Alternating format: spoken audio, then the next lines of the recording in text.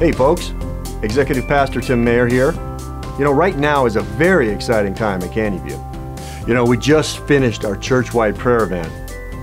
There are married couples away up in Glenwood Springs learning how to better their marriage, and we're beginning our Horizons campaign this weekend. You know, this church started as a home group back in the 70s, and I'll bet you none of those guys would ever envision what this church has become today.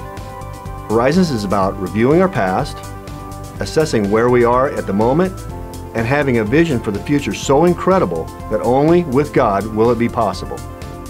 Now, Pastor Kirk is going to explain this further in the sermon, but I just wanted to let you know that on October 26th, we will be having our Horizon Vision event.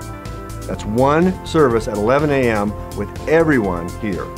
So that means every person, every campus, all under one roof. You know, it's going to be a little crowded, but we wouldn't have it any other way. So mark your calendars for October 26th at 11 a.m. to be here and see how you can play your part in shaping the future of Canyon View.